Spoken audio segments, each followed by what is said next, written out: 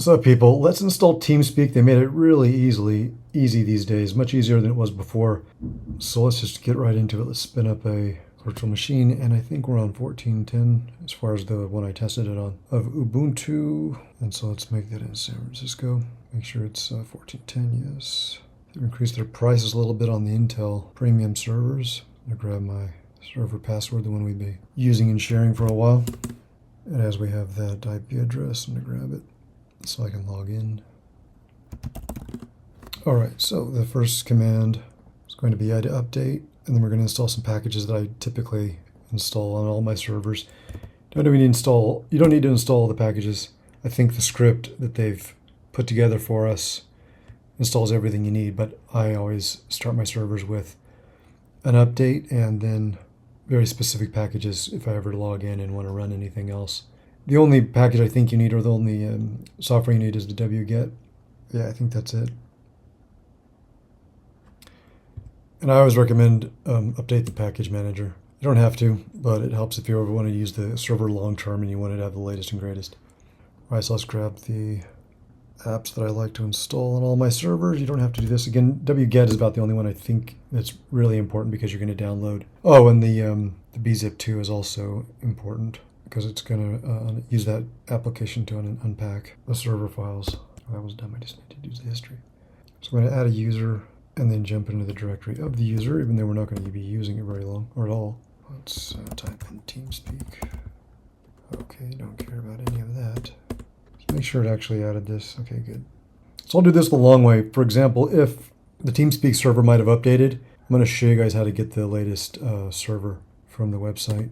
So we just basically cd into a temporary directory, which is a random kind of directory. It's a command to randomly create a temporary directory. And normally you just copy this second part or the whole line.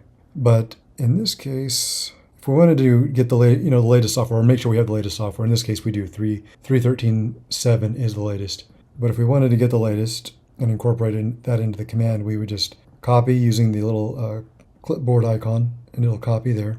Now let's just make sure I got the copy, because that didn't do anything. Okay, it did. All right. And then we'll just run the wget command, which is wget, yes. Oh, where's my command? We're going to paste in that URL that I just copied, and then we'll go to the next command that I have on the companion doc. And we're going to unpack everything into the opt folder. We're going to cd into the opt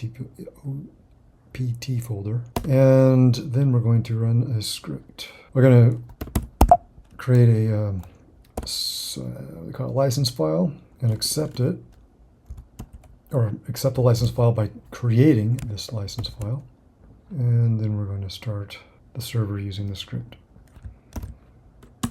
And that's basically it. Then we're going to get the privilege key so we can become an administrator of the server, and then we're going to log in with the client software. Okay, so the token, you don't want to ignore this. This is the part you want to promote yourself to be the server admin, or the TeamSpeak admin. Oh, come on. Anyway, that is that. And what is this? This is if we didn't get it. Let's see if I can follow my own instructions. So we have the TeamSpeak server running, and you can stop it. So you can stop it by, I think it's Control-C or Control-Z. I'm not going to stop it right now. I'm just going to try to connect to it. So I'm going to use the server IP address, copy it, and then connect to it. And there's two softwares now. They have the TeamSpeak, which is some version like 6 or something, which I don't use to assign the token to grant myself admin privileges. Oh, come on, where is the connections? Connect. I'll type in that.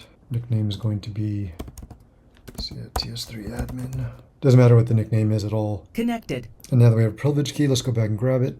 And it says it was successfully used. So that's basically how you nominate or promote yourself to be the admin of the server. And then you can invite other people, or you can, lock your server down or leave it open. And then you can use this other software, which is the current software that they're supporting and pushing a little bit more, where you need an account with TeamSpeak to run this software. Whereas this software, you don't need an account at all with TeamSpeak. You can just connect to the server, nominate yourself with the privilege key.